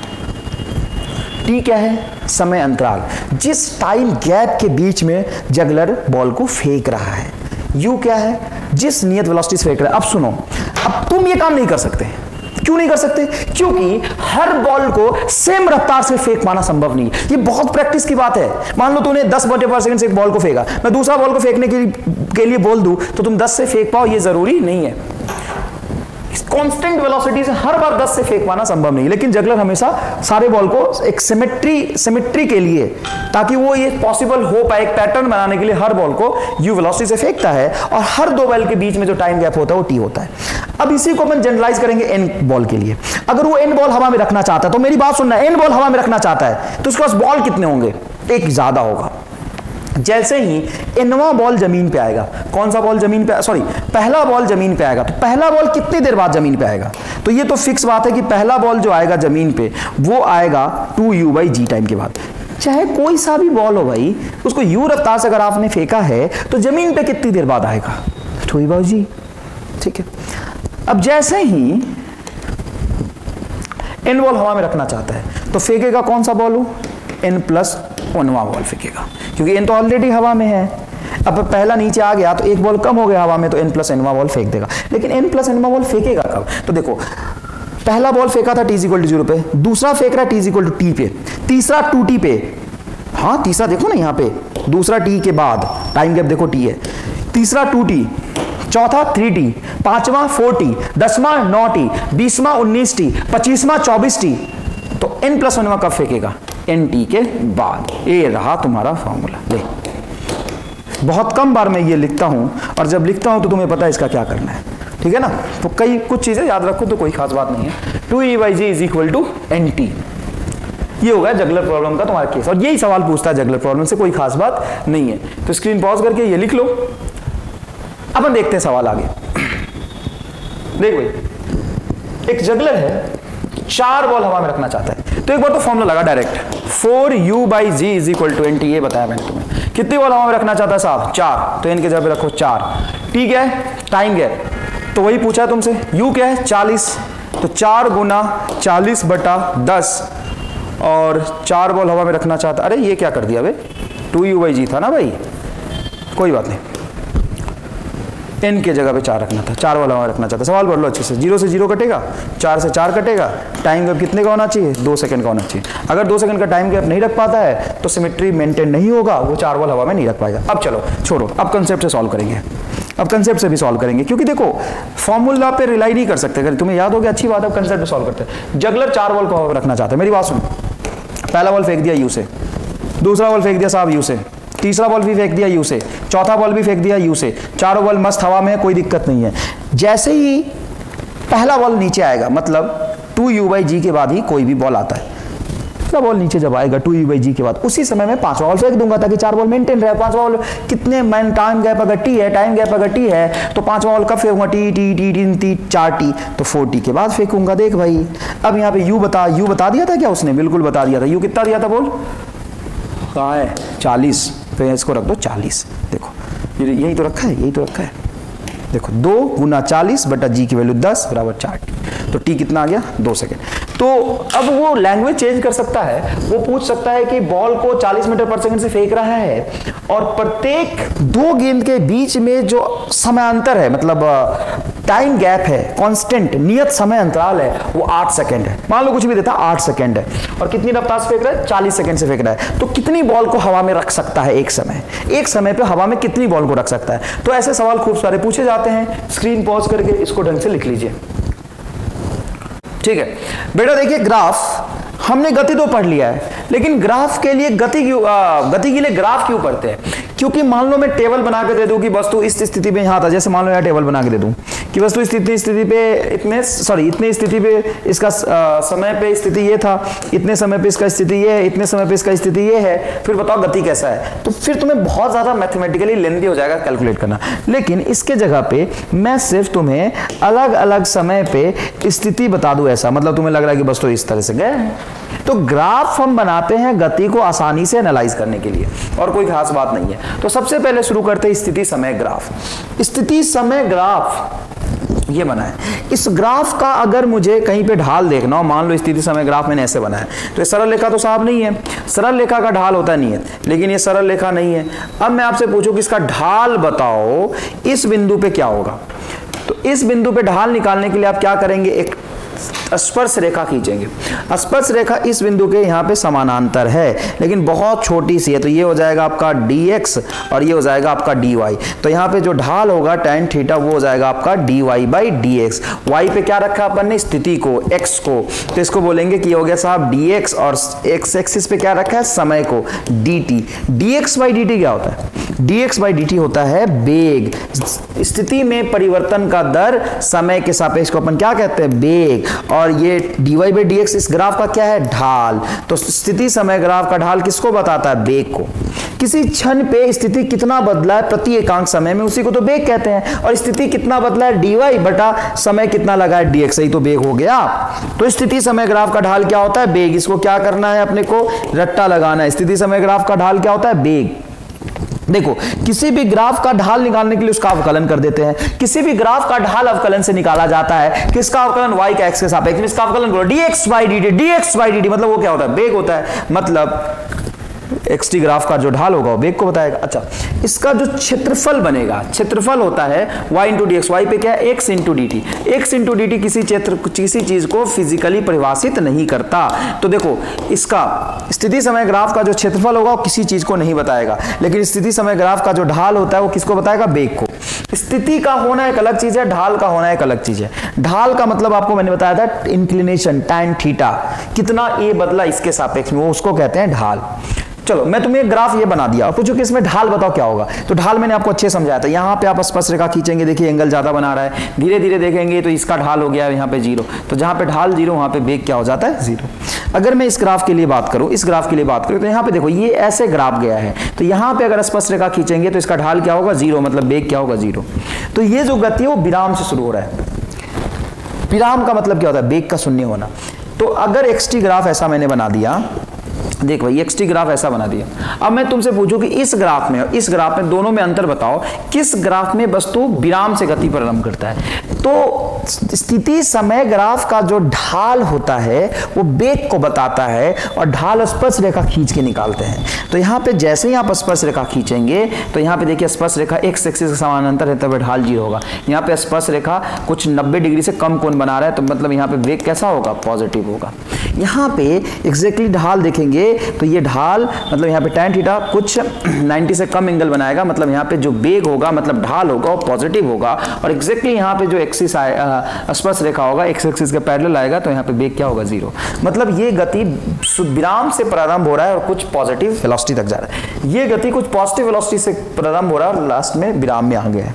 इस ग्राफ में देखें तो ये जो लाइन ही बना है ये पैरेलल टू एक्स एक्सिस बना दिया है। पैरेलल टू एक्स एक्सिस बनाने का मतलब ये है कि वस्तु हमेशा ही विराम में है, क्योंकि पैरेलल टू एक्स एक्सिस मतलब यहाँ पे ढाल बोलो 0, यहाँ पे ढाल बोलो 0, यहाँ पे ढाल बोलो 0, 0। स्थिति समय ग्राफ का ढाल क्या बताता है? बेग को। तो इसका बेग 0 है हमेशा, बेग हमेशा 0 है, मतलब वस्तु कैसा है? विराम में है, पैरेलल टू एक्स एक्सिस।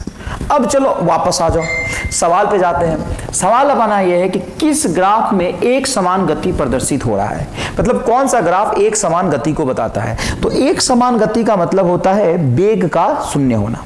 एक समान गति का मतलब क्या होता है? सॉरी, बेग का नियत होना। एक समान गति होता है बेग का नियत होना। बेग अगर नियत होगा तभी जो गति होगा वो कैसा होगा? एक समान होगा। एक समान गति मतलब वस्तु एक समान दूरी तय कर रहा है एक समान समय अंतराल में एक निश्चित दिशा में, तो उसका बेग होगा नियत। यहां पे देखो, यहां पे लगातार इसका ढाल क्या है? लगातार ढाल क्या है? नियत है, क्योंकि सरल रेखा का ढाल क्या होता है? नियत। इसका जो ढाल है वो है नियत। किसका ढाल नियत है? स्थिति समय ग्राफ का। और स्थिति समय ग्राफ का जो ढाल होता है वो बेग को बताता है, इसलिए इसका बेग क्या हो जाएगा साहब? इसका बेग हो जाएगा आपका नियत। इसके बेग के बारे में बात करेंगे तो इसका बेग हो जाएगा 0। तो मैं तुमसे बोलूं कि एक समान गति किस में हो रहा है? तो एक समान गति हो रहा है, इसमें तो गति नहीं है बेटा, विराम है।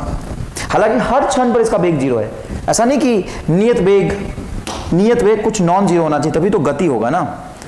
तो बताओ, पहले ग्राफ, तीसरे ग्राफ में गति जो है नियत है। तीसरे ग्राफ में गति कैसा है? नियत है, मतलब एक समान गति है। तीसरा ग्राफ जो है एक समान गति को प्रदर्शित कर रहा है। ये ग्राफ देखिए, ये ग्राफ तो मंदन को प्रदर्शित कर रहा है साहब।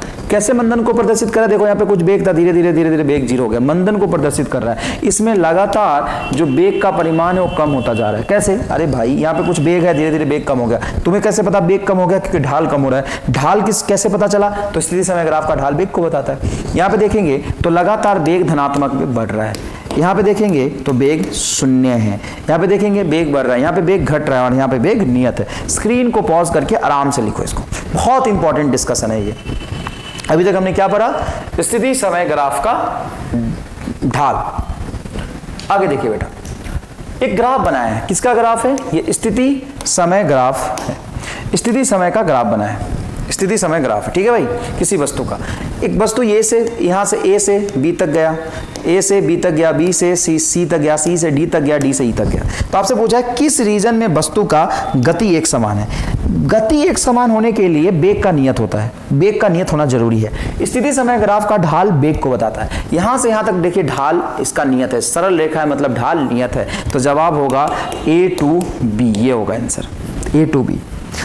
क्योंकि B से C तक तो देखो ढाल लगातार बदल रहा है, मतलब बेग बदल रहा है, और बेग बदल रहा है तो एक समान गति नहीं होगा। यहाँ से यहाँ तक तो बेग 0 है साहब, यहाँ से यहाँ तक क्या है? बेग 0 है, गति नहीं है। XT ग्राफ का ढाल बेग को बताता है। देखो और ऐसे भी देखोगे ये ग्राफ ऐसा बन रहा है, देखो XT ग्राफ सीधा बन रहा है ऐसा। इसका क्या मतलब है? कि समय बढ़ता जा रहा है, स्थिति वही है, स्थिति वही है, मतलब स्थिति नहीं बदल रहा है। स्थिति को नहीं बदलने कोई तो विराम कहते हैं। मतलब इस तरह का ग्राफ किसको बताता है? विराम को बताता है। अच्छा, अगर मैंने ग्राफ मान लो ऐसा बना दिया, ये ग्राफ बनाया, अच्छे से समझ लो सारी बातों को, ये ग्राफ बनाया, इसका मतलब क्या है? किस तरह का गति है? तो इस ग्राफ का जो ढाल है ना वो होगा आपका ऋणात्मक। धनात्मक ढाल होगा कि ऋणात्मक ढाल होगा? निगेटिव ढाल होगा, क्योंकि एक्स एक्सिस से जो एंगल बना है 90 से ज्यादा है, मतलब इसका ढाल ऋणात्मक है, मतलब इसका बेग जो है वो निगेटिव है। अब ये ढाल नियत है कि परिवर्तित है? नियत है, तो वेग निगेटिव में नियत होगा। वस्तु ऋणात्मक नियत वेग से चल रहा है, ऋणात्मक नियत वेग से। नियत वेग कैसा? क्योंकि ये समय स्थिति समय ग्राफ है, इसका ढाल नियत है भाई, निगेटिव है लेकिन नियत है। तो बताओ, इसका ढाल पॉजिटिव है, तो ए से बी तक नियत वेग से चल रहा है। क्यों? क्योंकि इसका ढाल परिवर्तित नहीं हो रहा, मतलब वेग परिवर्तित नहीं हो रहा। विराम में कब है? तो सी से डी तक, C to D विराम में है। अच्छा, शून्य त्वरण के साथ गति कहाँ कर रहा है? शून्य त्वरण के साथ, मतलब शून्य त्वरण के साथ गति, मतलब उसमें बल 0 कहाँ लग रहा है? ऐसा ही पूछ सकते हैं, बल 0 कहाँ लग रहा है। तो अगर तुमसे पूछे बल 0 कहाँ लग रहा है, तो बल 0 लग रहा है जहां पे वेग नियत हो, वेग नियत तो त्वरण 0, तो बल 0। तो A से B तक और C से D तक बल 0 लग रहा है। लेकिन ये कह रहा है कि शून्य बल के साथ गति किसमें कर रहा है, तो गति में तो ए बी में ही कर रहा है, तो ये जवाब होगा शून्य त्वरण के साथ गति कहां कर रहा है, ए टू बी। शून्य त्वरण के साथ जो गति कर रहा है वो ए टू बी कर रहा है, इसलिए जो गति है वो कैसा है, एक समान है। तो ये लिखे और ये भी लिखे बेटा, ये स्थिति समय ग्राफ ये मैंने बनाया है, इसका ढाल कैसा है, निगेटिव है, तो ये भी बना लीजिए, काम आएगा। स्क्रीन पॉज करके अच्छे से लिखिए। ठीक है साहब, लिख लिया सर हमने। ये देखिए कई बार ऐसा भी सवाल पूछते हैं कि मान लो तुमसे स्थिति समय ग्राफ कुछ ऐसा बना दिया और आपसे पूछा कि वस्तु कितनी बार विराम में आए, वस्तु कितनी बार विराम में आए, कितनी बार। बहुत बढ़िया सवाल है, लिखो, ये AIPMT का सवाल है, वस्तु कितनी बार विराम में आया है।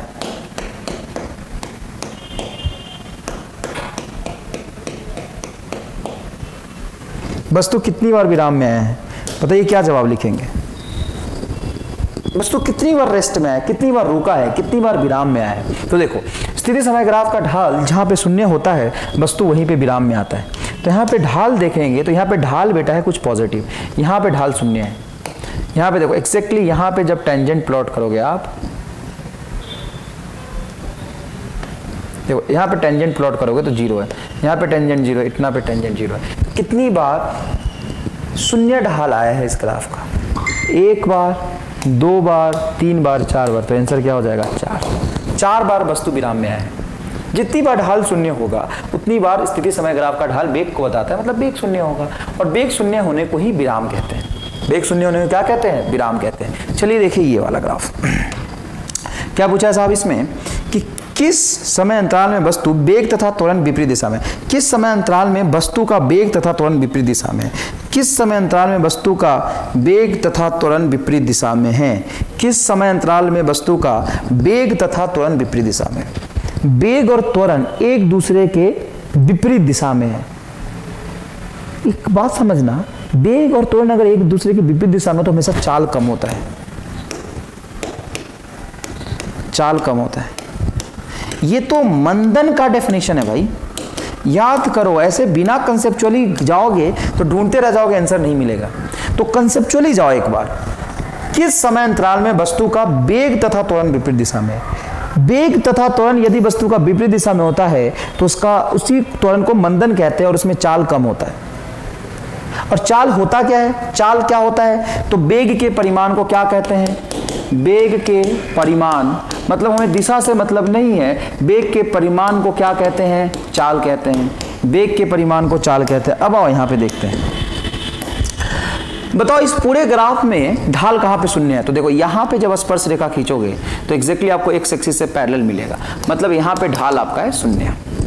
यहां पे ढाल देख भाई, यहां पे ढाल है पॉजिटिव, तो यहाँ पे वेलोसिटी कैसा होगा, पॉजिटिव। और यहाँ पे ढाल देखोगे, देखो यहाँ पे ढाल देखोगे तो 90 से ज़्यादा कोण बन रहा है, मतलब यहाँ पे जो वेग आएगा, मतलब यहाँ पे जो वेग आएगा वो निगेटिव आएगा। अब ढंग से समझिएगा प्लीज़, यहाँ पे वेग पॉजिटिव है या निगेटिव है उस बात से बहस नहीं है। बहस इस बात से है कि यहाँ पे कुछ वेलोसिटी था और यहाँ पे शून्य हो गया, मतलब यहाँ पे चाल कम हुआ है। अरे भाई कुछ था और 0 हो गया, मतलब 0 ही कम ही हुआ, और यहाँ पे 0 चाल है और कुछ आ गया, मतलब यहाँ पे चाल क्या हो गया, बढ़ा। चाल कब बढ़ता है, जब त्वरण और वेग एक ही दिशा में होते हैं। चाल कब कम होता है, जब त्वरण और वेग विपरीत दिशा में होते हैं। तो देखो यहाँ पे चाल शून्य था और यहाँ से यहाँ तक चाल, देखो यहाँ से चाल कुछ था और 0 हो गया, मतलब यहाँ पे चाल कम हुआ, और यहाँ से यहाँ तक चाल बढ़ा। तो ऑब्वियस सी बात है T1 से T2 के बीच आपका जवाब हो जाएगा। T1 से T2 के बीच आंसर क्या होगा, आंसर होगा T1 to T2। T1 से T2 एक ऐसा समय अंतराल है जिसमें त्वरण और वेग एक दूसरे के विपरीत दिशा में। मेरी बात सुन ढंग से भाई, जो कंसेप्ट हमने पहले पढ़ा था उसी का एप्लीकेशन हो गया, ये कोई खास बात नहीं है। किस समय अंतराल में त्वरण तथा वेग एक दूसरे के विपरीत होगा। एक त्वरण तथा वेग एक दूसरे से विपरीत हो जाए इसका मतलब है कि चाल का कम होना। त्वरण तथा वेग एक दूसरे से विपरीत हो, इसका मतलब क्या है, त्वरण जा इधर रहा है, धक्का इधर मार रहा हो, जा ऊपर रहा है, नीचे खींच रहा हो, मतलब मंदन होना, चाल कम हो जाएगा, त्वरण और वेग विपरीत दिशा में होगा। और वही तुमसे पूछ रहा है कि मंदन कहां हो रहा है, मंदन वही होगा जहां पे चाल कम होगा। और चाल कम कहां हो रहा है, अरे भाई यहां पे कुछ चाल था, 0 हो गया, मतलब चाल कम हो गया। यहां पे 0 था चाल और यहां पे कुछ आ गया, मतलब चाल बढ़ा।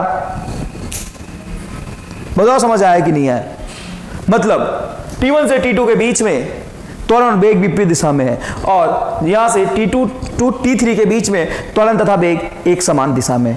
क्लियर है बात? ये आगे देखिए, ये देखिए साहब, ये XT ग्राफ बनाया और पूछा है कि गति किस तरह का है। तो क्या गति विराम से शुरू हो गया? पहला सवाल, क्या गति विराम से शुरू हुआ है? देखो बेटा, यहां से गति शुरू होने का मतलब ये नहीं होती गति विराम से शुरू हुआ है। स्थिति समय ग्राफ का जो ढाल है ना, स्थिति समय ग्राफ का निर्देशांक वेग को नहीं बताता। मतलब मैं पूछूं कि यहां से ग्राफ शुरू हुआ है तो मतलब वेग शून्य? नहीं भाई। अगर मान लो XT ग्राफ मैंने ये बना लिया, मतलब इसका वेग शून्य है क्या? नहीं, क्योंकि इसका ढाल यहां पे कुछ होगा, उतना ही यहां पे होगा, उतना ही यहां पे होगा। ढाल नियत है, मतलब वेग नियत है, वेग शून्य नहीं है। अगर ग्राफ ऐसा बनाओ, ग्राफ XT ग्राफ, समय विस्थापन ग्राफ, समय विस्थापन ग्राफ अगर इस तरह का बनाओ, देखिएगा प्लीज, समय विस्थापन ग्राफ इस तरह का बनाओ, क्या ये विराम से गति को प्रारंभ कर रहा है? क्या ये रेस्ट से गति को प्रारंभ कर रहा है? बिल्कुल भी नहीं कर रहा। बस तो बेटा कहता है कि देखो सर, ये देखो 0,0 से शुरू हो रहा है। अरे भाई 0,0 इसका स्थिति और समय का निर्देशांक है, इसका वेग नहीं है। इसका वेग का मतलब होता है इसका ढाल, और इसका ढाल नियत है। इसका ढाल tan थीटा के बराबर होगा। कहां पे tan थीटा के बराबर होगा? कहीं भी होगा, क्योंकि सरल रेखा हर बिंदु पे इसका वेग नियत है। हर जगह ये नियत वेग से चल रहा है। यहां पे क्रॉस करने का मतलब है कि 100t का कोऑर्डिनेट 0 है, ढाल 0 नहीं है बाप साहब, ढाल 0 नहीं है। फिर यहां पे वेग 0 क्यों लिखा सर आपने? क्योंकि यहां पे ढाल शून्य है। इस ग्राफ को देखोगे ध्यान से, इस ग्राफ को देखोगे ध्यान से, तो बताओ यहाँ पे ढाल क्या है? यहाँ पे ढाल शून्य है, मतलब वेग शून्य है। और धीरे धीरे ढाल इसका बढ़ता गया है, मतलब इसका जो वेग है, इसका जो है वो बढ़ रहा है।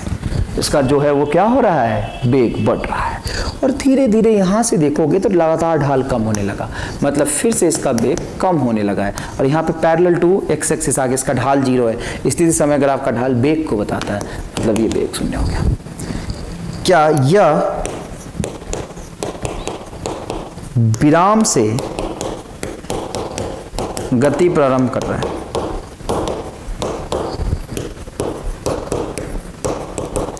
जो असमान गति है, मतलब वेग बदल रहा है तो गति कैसा होगा? जो असमान गति है, नियत वेग से गति होता है वही एक समान गति है। जो असमान गति है तथा त्वरण भी असमान है। त्वरण असमान क्यों है? क्योंकि यहाँ पे वेग बढ़ रहा है, मतलब त्वरण ऐसा है जो वेग को बढ़ा रहा है, यहाँ पे वेग को कम कर रहा है। एक बार वेग बढ़ाया को वेग को कम किया। मान लो कोई वस्तु आगे जा रहा है, तुम आगे धक्का दोगे तो वेग बढ़ेगा। अब वस्तु आगे ही जा रहा है तो पीछे धक्का दोगे तभी तो वेग घटेगा ना। इसलिए इसका जो त्वरण है वो असमान त्वरण है। कोई बात नहीं, आगे देखते हैं। ये सवाल देखिए, XT ग्राफ है भाई, ये XT ग्राफ ऐसा बना है और पूछा है कि t is equal to 0 second पे, चल 0 सेकंड पे वेग बता। तो यहाँ पे वेग बता, यहाँ पे वेग 0 नहीं है भाई, x कोऑर्डिनेट 0, वेग 0 नहीं, वेग तो ये इस ग्राफ का ढाल होगा। इस ग्राफ का ढाल कैसे निकालेंगे? tan थीटा, tan थीटा होता है लंब बटा आधार, लंब बोल 20, आधार बोल 2, बोल 20 बटा 2 बराबर 10 मीटर पर सेकंड। ये इसका वेग आ जाएगा। कहाँ पे? t इज इक्वल टू 0 पे भी यही वेग आएगा, t इज इक्वल टू 1 पे भी यही आएगा, यहाँ से यहाँ तक वेग उसका उतना ही है। अच्छा, t इज इक्वल टू 5 पे वेग पूछा है, ये बेटा 6 है, t इज इक्वल टू 5 कहीं यहाँ पे होगा। अपने को कुछ नहीं करना, इस ग्राफ का ढाल निकाल दो। लंब बोलो तो लंब है इसका 20, आधार बोलो तो आधार है इसका 2 से 6 के बीच में 4, माइनस आएगा क्योंकि इस ग्राफ का ढाल निगेटिव आएगा, तो ये आएगा -5 मीटर पर सेकेंड, -5 मीटर पर सेकेंड। अब ये कह रहा है कि औसत वेग बताओ। औसत वेग कहाँ से कहाँ तक कुछ ना बोले तो संपूर्ण जर्नी में। औसत वेग के लिए प्रारंभिक स्थिति इसके 0 है, फिर स्थिति बढ़ा है लेकिन स्थिति घट के फिर 0 आ गया है, तो औसत वेग हो जाएगा 0 क्योंकि इसका कुल विस्थापन 0 है। अरे भाई जब यहाँ था तो इसका x निर्देशांक बोल 0 और यहाँ पे पहुंचा तो समय गैप बढ़ा ना, लेकिन x निर्देशांक तो यहाँ भी तो 0, सॉरी स्थिति यहाँ भी तो 0 ही है ना, एक टाइम एक्सिस पे आ गया। y कोऑर्डिनेट पे मैंने स्थिति रखा है, यहाँ पे अगर मैं स्थिति पूछूं तो क्या बोलोगे? 0। देखो ये ऐसे जाएगा ना कि इसका y कोऑर्डिनेट स्थिति को बताएगा, तो बताइए क्या हो जाएगा? 0 हो जाएगा। अच्छा 0 से 6 सेकंड के बीच में मान लो, सॉरी 0 से 6 सेकंड में तो एवरेज पूछा ही था, अगर मैं 2 से 6 सेकंड में बीच पूछूं तो 2 सेकंड से 2 सेकंड पे यहाँ था बस, तो यहाँ पहुंचा, तो कुल विस्थापन कितना हुआ? तो ये विस्थापन लाइन का दूरी विस्थापन नहीं होगा, y एक्सिस से विस्थापन है, तो इसका y कोऑर्डिनेट कितना है यहाँ से यहाँ तक 20, तो -20 लिखेंगे क्योंकि ये 20 से 0 पे आया है, 20 से 0 पे आया तो उल्टा है ना, बटा लिया गया कुल समय आपका 4 होगा, तो ये 5 मीटर पर सेकेंड आपका जवाब हो जाएगा। समझ आया कि नहीं आया? तो ये सारी चीजें आप स्क्रीन को पॉज करके अच्छे से लिखिए, स्क्रीन को अच्छे से पॉज करके लिखिए बेटा। आगे देखिए, निम्नलिखित में से किस ग्राफ में त्वरण धनात्मक है? ये बड़ा अजीब सवाल है कि त्वरण धनात्मक किस में है। अब स्थिति समय ग्राफ से मेरे से त्वरण पूछ रहा है, तो अपन एक काम करते हैं। सबसे पहला काम तो ये करते हैं कि अपन ये देखते हैं कि इसका बेग यहाँ पे कितना है। सर इसका बेग 0 है, और यहाँ पे इसका जो बेग है वो लगातार बढ़ रहा है और पॉजिटिव में बढ़ रहा है। मतलब देखो, इसका बेग 0 था और लगातार इसका चाल बढ़ रहा है, मतलब ढाल बढ़ रहा है, मतलब चाल बढ़ रहा है, और पॉजिटिव में ही चाल बढ़ रहा है, मतलब इसका त्वरण पॉजिटिव होगा। मेरी बात सुनो, मैं क्या कह रहा हूँ। मान लो बेग पॉजिटिव है और वो बढ़ रहा है, तो बेग तभी बढ़ेगा जब त्वरण उसकी दिशा में हो। बेग पॉजिटिव है और बढ़ रहा है, मतलब त्वरण पॉजिटिव है, उसी की दिशा में है। देखो ढाल कैसा है इसका, ढाल ढाल ढाल ढाल पॉजिटिव है, और ढाल किसको बताता है? बेग को। ठीक है, पॉजिटिव है बेग, और पॉजिटिव में ही बेग बढ़ रहा है, पॉजिटिव में ही बेग बढ़ रहा है, तो जिधर बेग होगा उधर त्वरण होगा, तो त्वरण कैसा होगा? पॉजिटिव होगा। और यहाँ देख, यहाँ पे ढाल देखेगा बेटा, तो इसका ढाल कैसा होगा? पॉजिटिव, मतलब इसका बेग कैसा है?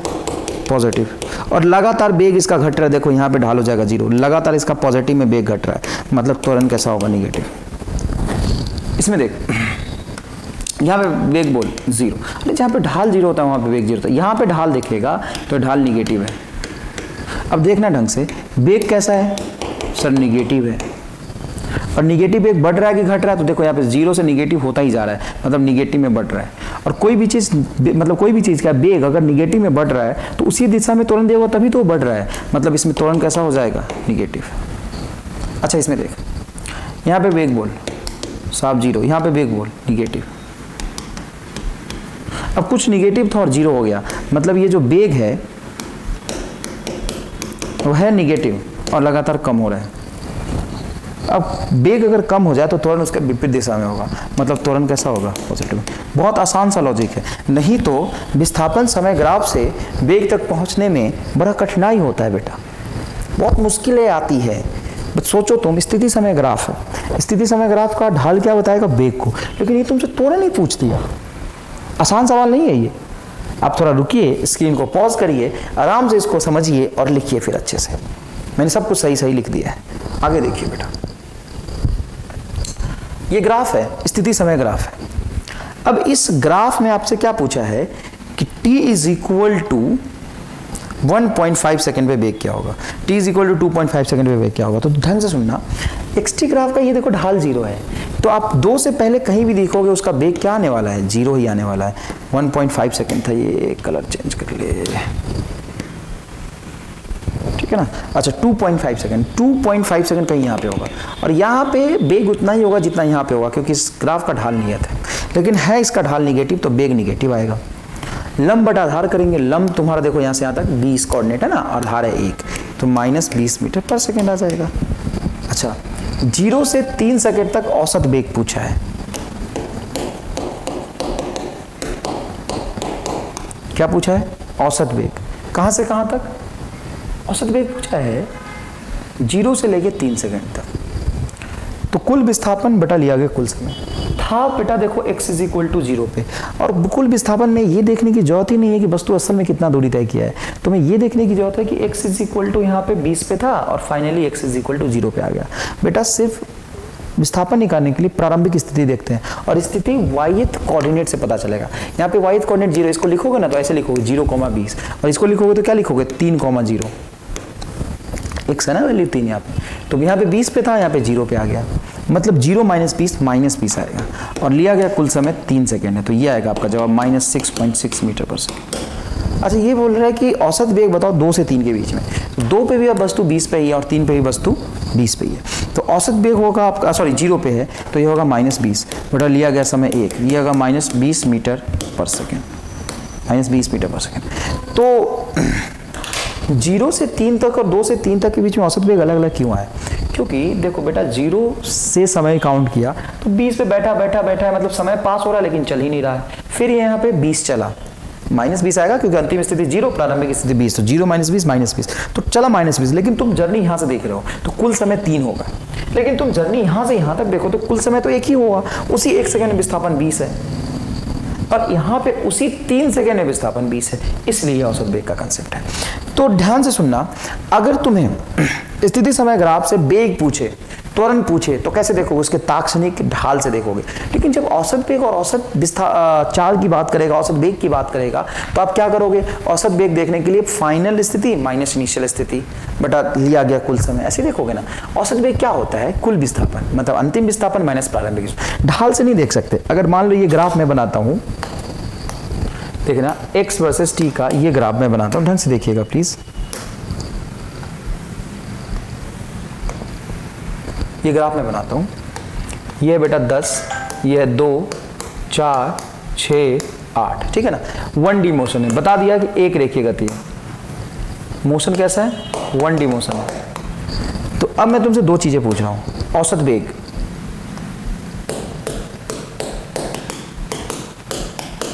और कोई समय नहीं बता रहा हूं, मतलब पूरे यात्रा का, पूरे यात्रा 8 सेकंड का है।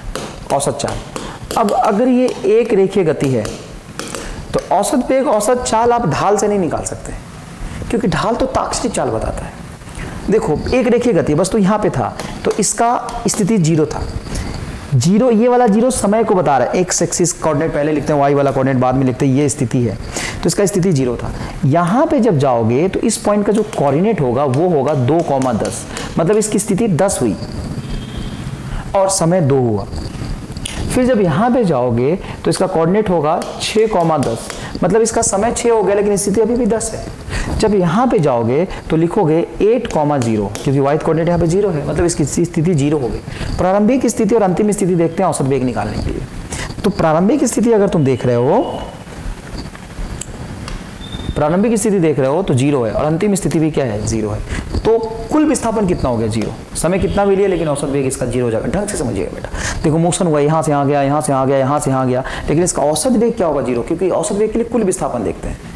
कुल विस्थापन होता है अंतिम स्थिति माइनस प्रारंभिक स्थिति। इसकी अंतिम स्थिति 0 है, प्रारंभिक स्थिति भी 0 है। औसत चाल निकालने के लिए कुल पथ की लंबाई 1D में चल रहा है, तो 0 से 10 पे आया मतलब 10 मीटर चला, 10 से 10 पे आया मतलब नहीं चला, फिर यहाँ से यहाँ आया मतलब 10 और चला, तो 20 चला। 20/8 कितना हो जाएगा साहब? 20/8 मीटर पर सेकेंड हो जाएगा। स्क्रीन को अच्छे से पॉज करके इसको लिखिए, स्क्रीन को पॉज करके लिखिए।